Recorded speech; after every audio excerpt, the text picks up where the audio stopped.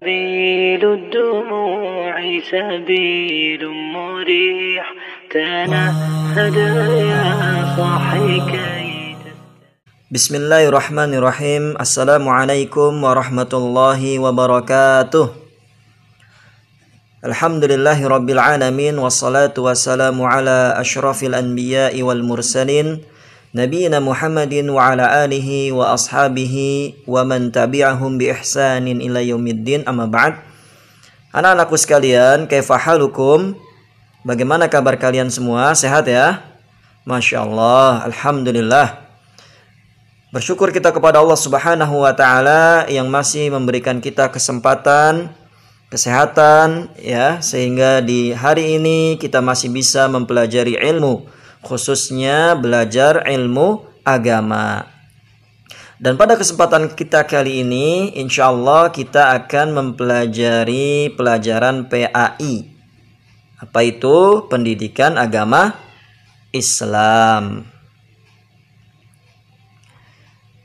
Kemarin kita sudah melewati pelajaran yang pertama ya. Sekarang kita masuk ke pelajaran yang kedua. Iya. Ada yang tahu apa itu pelajaran yang kedua? Pelajaran yang kedua kita akan membahas tentang qanaah. Ya. Apa? Qanaah. Apa itu? Ya, Bapak akan jelaskan apa itu qanaah. Qanaah artinya adalah merasa cukup dan puas terhadap segala pemberian dari Allah Subhanahu wa taala. Ya. Jadi tatkala ada seseorang dia merasa cukup, merasa puas ya terhadap segala pemberian dari Allah Subhanahu wa taala, maka bisa dikatakan bahwa orang tersebut adalah orang yang qanaah. Itu ya anak-anak sekalian. Kemudian qanaah ya, lawan dari sifat rakus dan tamak. Ya. Rakus dan tamak. Jadi kalau orang itu rakus atau tamak, maka lawan dari sifat qanaah.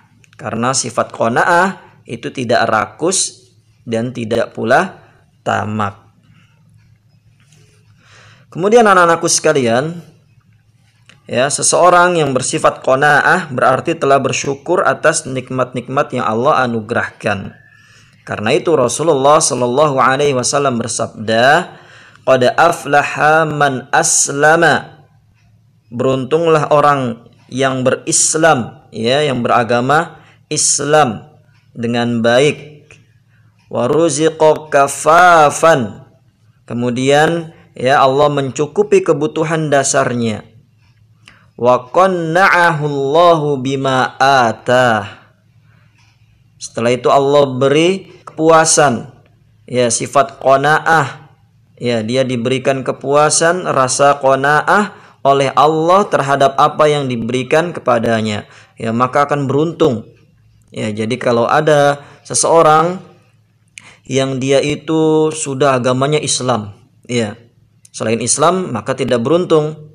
Kemudian dia dikasih rizki sama Allah, ya, berupa kebutuhan yang mencukupi kebutuhan dasarnya. Tidak sampai di situ, kemudian dia juga diberikan rasa puas. Ya, qanaah, cukup, merasa cukup, dia tidak ingin minta lebih ya. Nah, maka sungguh orang yang seperti ini adalah orang yang beruntung, kata Rasulullah Sallallahu Alaihi Wasallam. Baik, anak-anakku sekalian yang semoga dirahmati oleh Allah Subhanahu Wa Taala, kita ketahui bersama bahwasannya manusia itu pada dasarnya bertabiat tamak pada harta ya. Ini adalah sifat dasarnya manusia. Mereka itu tamak, rakus kepada harta. Sebagaimana yang pernah digambarkan oleh Rasulullah Sallallahu Alaihi Wasallam di dalam sabda beliau, ya, yang artinya seandainya manusia memiliki emas 2 lembah, niscaya ia ingin memiliki 3 lembah. Ya, kalau dia sudah punya 3 lembah, niscaya ia menghendaki yang keempatnya. Dan begitu seterusnya, itulah sifat manusia. Padahal nanti di alam kubur ya, hanya tanah yang akan memenuhi perutnya. Ya, oleh karena itu ini sifat dasar manusia, akan tetapi kita sebagai seorang muslim yang baik, ya kita harus mencegah, ya mengerem supaya tidak memiliki sifat tamak dan rakus terhadap harta dunia ya. Kemudian anak-anakku sekalian ya, sifat tamak atau sifat rakus ya terhadap harta ini juga dapat merusak badan dan kepribadian ya. Misalnya seperti porsi makan. Ya. Porsi makan orang itu kan berbeda-beda. Ada yang setengah piring, ada yang 1 piring ya. Nah, apabila ia mengkonsumsi makanan melebihi porsi yang seharusnya, ya, harusnya dia makan ya 1 piring sudah kenyang, tapi dia berlebih-lebihan, ya dia rakus. Akhirnya dia makan yang banyak. Ya, tentu akan mengakibatkan apa? Ya, mengakibatkan rasa sakit. Ya. Pokoknya segala sesuatu yang berlebihan itu pasti akan membahayakan baik bagi diri kita maupun orang lain ya. Sehingga apa? Sehingga kita sebagai seorang muslim ya jangan sampai bersifat berlebih-lebihan. Ya, secukupnya saja. Jangan selalu merasa kurang ya. Jangan selalu merasa rakus. Ya, oleh karena itu anak-anakku sekalian, sifat qanaah penting untuk kita miliki ya. Kita merasa cukup. Kalau memang ternyata adanya 1 piring ya alhamdulillah. Ya, kalau bisa lebih, ternyata kita masih lapar, kita ambil sedikit ya agar bisa kenyang. Yang penting tidak berlebihan. Kemudian anak-anakku sekalian, rahimani wa rahimakumullah. Ya, Rasulullah sallallahu alaihi wasallam menganjurkan agar dalam urusan dunia kita itu melihat ke bawah, jangan melihat ke atas. Ya, Rasulullah sallallahu alaihi wasallam bersabda, "Unzuru ila man huwa asfala." Lihatlah kepada orang yang lebih rendah darimu ya. Kalau kita miskin, lihat ternyata di bawah masih ada yang lebih miskin. Kalau kita kelaparan, lihat di bawah ada yang lebih lapar lagi. Nah, seperti itu untuk urusan dunia. Kemudian wala tanzuru ila man huwa fauqakum ya. Kata Rasulullah, jangan kita melihat kepada orang yang lebih tinggi darimu ya. Fa innahu ajdaru alla tazdaru ni'matallahi 'alaikum. Yang demikian itu lebih tepat, lebih pantas sehingga kalian tidak meremehkan nikmatnya Allah ya. Sehingga kita akan lebih bersyukur, kita akan qanaah ya, merasa cukup, merasa puas ya, karena kita melihat ke bawah untuk urusan dunia. Kemudian adapun untuk urusan ibadah ya, untuk urusan akhirat, maka Rasulullah Shallallahu alaihi wasallam menganjurkan agar kita meniru orang yang lebih taat. Lihat ke atas. Ya, lebih taat beribadah, lebih rajin menuntut ilmu. Nah, itu kita dianjurkan untuk melihat itu. Kita sholatnya ya jarang-jarang, lihat orang yang rajin sholatnya. Kita yang baca Al-Qur'annya jarang-jarang, lihat orang yang di atasnya, oh ternyata dia sudah hafalannya sudah banyak, seperti itu ya. Jangan lihat ke bawah. Kalau lihat ke bawah nanti kita merasa cukup ya, padahal hafalannya baru sedikit, akhirnya kita merasa cukup ya.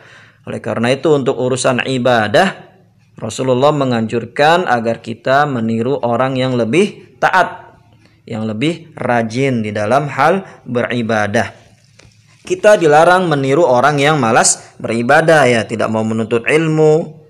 Ya, padahal Allah Subhanahu wa taala memerintahkan agar setiap mukmin selalu berlomba-lomba dalam urusan kebaikan. Fastabiqul khairat, kata Allah Subhanahu wa taala di dalam Quran surat Al-Baqarah ayat 148.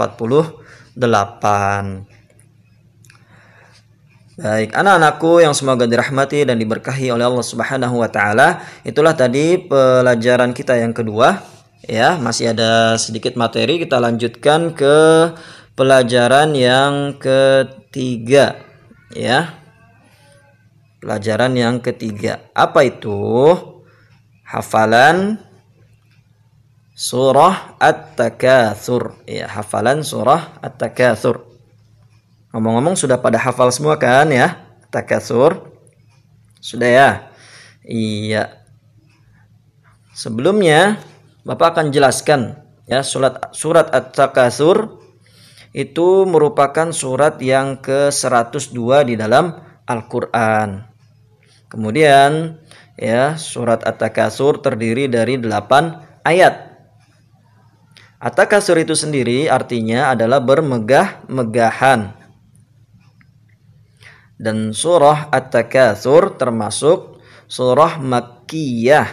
Apa itu? Yaitu diturunkan di kota Mekah sebelum hijrah, ya, sebelum Rasulullah hijrah ke Madinah, ya, surah At-Takatsur diturunkan. Baik anak-anakku sekalian, langsung saja ya. Kita coba menghafal surah At-Takatsur. Ya, bisa dilihat di halaman 14 pada buku kalian, ya.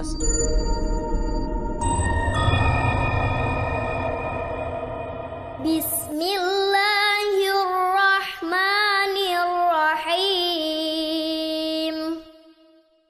Alhaakumut takatsur hatta zurtumul maqabir. Kalla sawfa ta'lamun.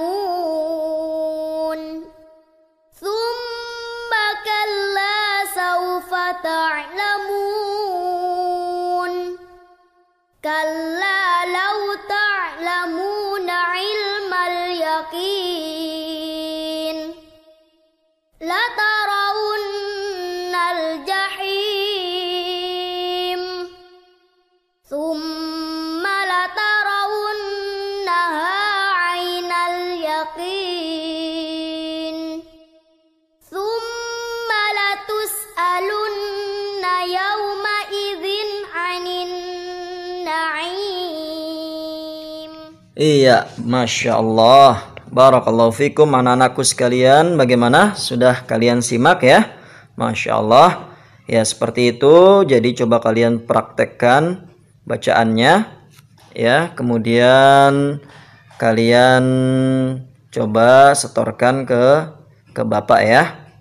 Iya, mungkin hanya itu dari Bapak. Itulah pembelajaran kita pada hari ini. Sekian, sampai jumpa di pertemuan berikutnya. Wassalamualaikum warahmatullahi wabarakatuh.